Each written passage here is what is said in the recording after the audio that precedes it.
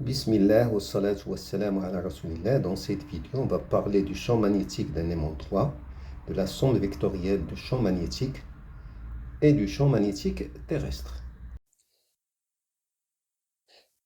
L'aiguille aimantée ou la boussole que vous voyez sur la feuille indique le nord de la Terre par l'extrémité rouge, le sud par l'extrémité blanche.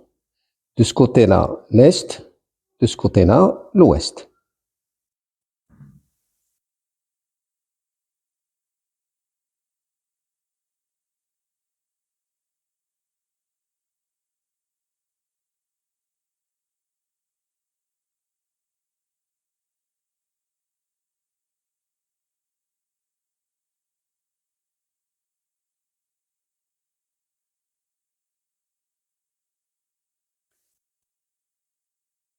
Alors, le nord, on note N. Pour le sud, on note S. Sur la feuille, j'ai placé un clou auquel j'approche un aimant. Regardez, l'aimant attire le clou. Maintenant, je suspends un aimant droit par un fil. Alors, l'aimant, qu'est-ce qu'il fait? Il oscille autour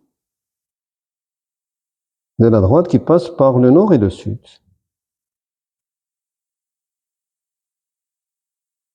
Regardez.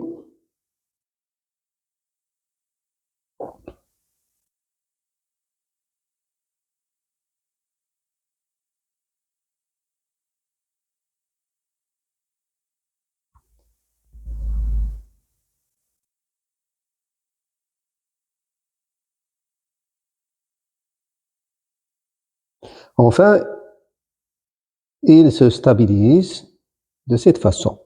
Le pôle qui s'oriente vers le nord de la Terre, on l'appelle pôle nord, noté N. Le pôle qui s'oriente vers le sud de la Terre, on l'appelle pôle sud et on note S.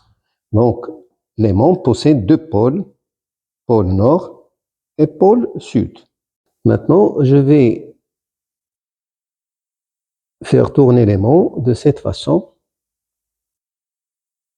Alors, l'aimant, il tourne et s'oriente de cette façon. Le pôle N vers le nord de la Terre et le pôle S vers le sud de la Terre. J'ai divisé l'aimant en deux portions. Je suspends une portion et je constate que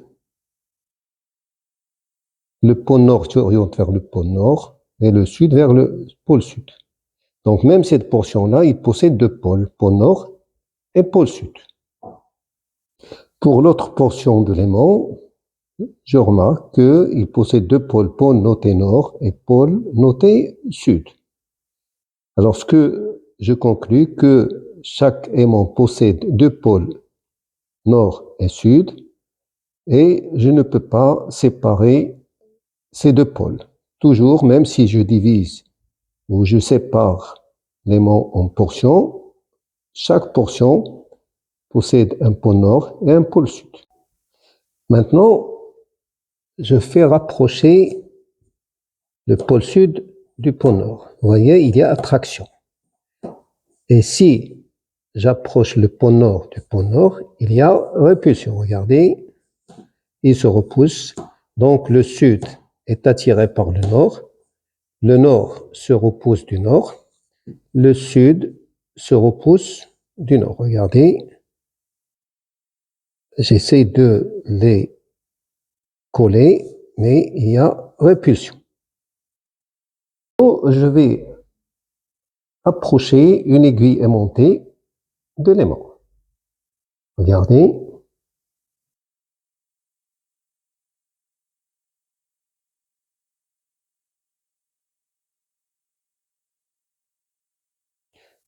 L'aiguille s'oriente différemment suivant la position.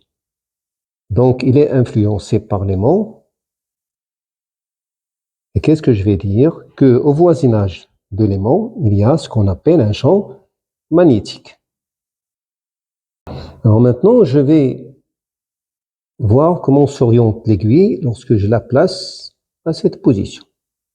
Elle s'oriente de cette façon. Voilà la direction de l'orientation de l'aiguille. Alors, le champ magnétique se note par un vecteur B. Sa direction, c'est la direction de l'aiguille aimantée. Le sens, c'est de sud vers le nord de l'aiguille. Et je représente le vecteur champ magnétique comme ça, que je note B. Je répète, le champ magnétique a cette position. Je le représente par un vecteur. La direction, c'est la droite qui passe par les deux pôles de l'aiguille. Le sens, c'est de sud de l'aiguille vers le nord de l'aiguille. Et je représente le vecteur à partir de ce point. Ce vecteur, je le note B. Voyons maintenant à cette position.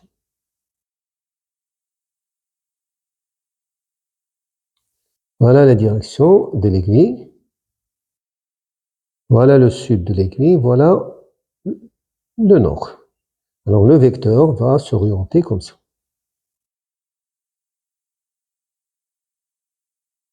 Voyons maintenant à cette position.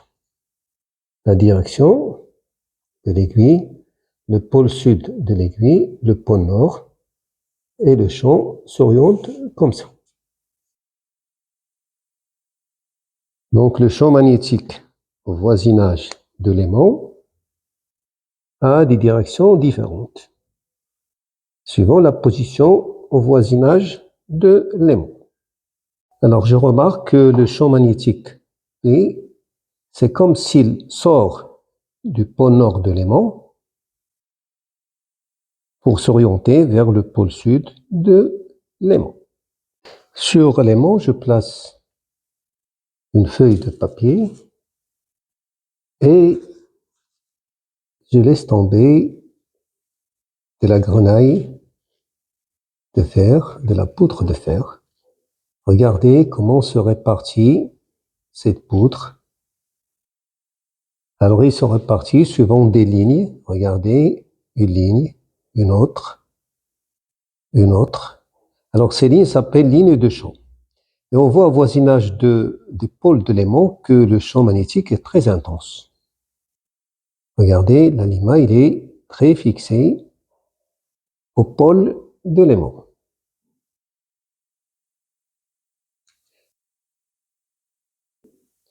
Maintenant, je place une aiguille aimantée à cette position. Alors, la direction de l'aiguille, elle est comme ça. Alors, cette direction, il est tangente à la ligne de champ. Regardez la ligne de champ, en ce point-là, voilà la tangente à la ligne de champ. Donc, le champ magnétique, vecteur champ magnétique, il est tangent aux lignes de champ.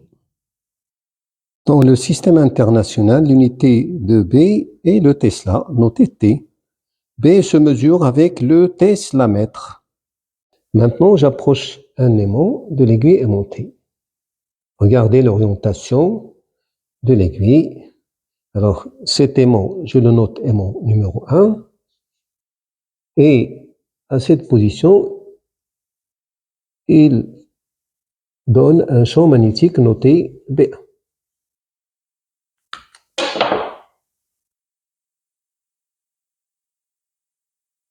Maintenant, j'approche un deuxième aimant. Et je note 2. Cet aimant crée un champ magnétique en ce point, qu'il est orienté sud-nord de l'aiguille.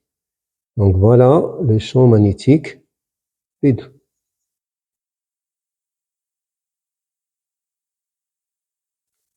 Si maintenant j'approche l'aimant 1, regardez, donc l'aiguille aimantée s'oriente suivant cette direction. Le champ magnétique résultant, il est comme ça. Ça, c'est B. Alors on constate que B, c'est la somme de B1 plus B2 en vecteur.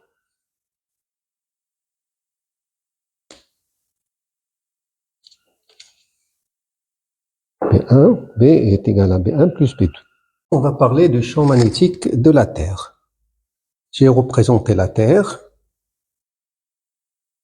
les lignes de champ de la Terre, le nord magnétique, le sud magnétique.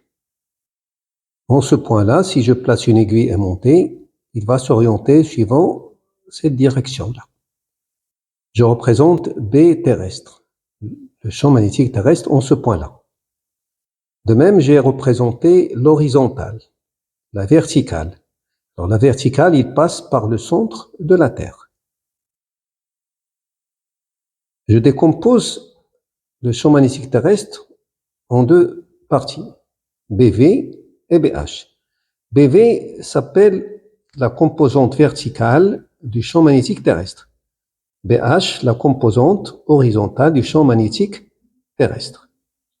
Alors BH, comme on a dit, s'appelle la composante horizontale du champ magnétique terrestre BT. Son intensité est presque égale à 2×10-5 Tesla. BV, c'est la composante, comme on a dit, verticale de BT.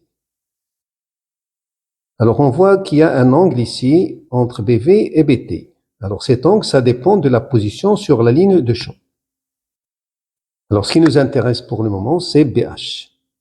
Alors l'aiguille aimantée que vous voyez, c'est une aiguille qui s'oriente suivant la composante horizontale du champ magnétique terrestre.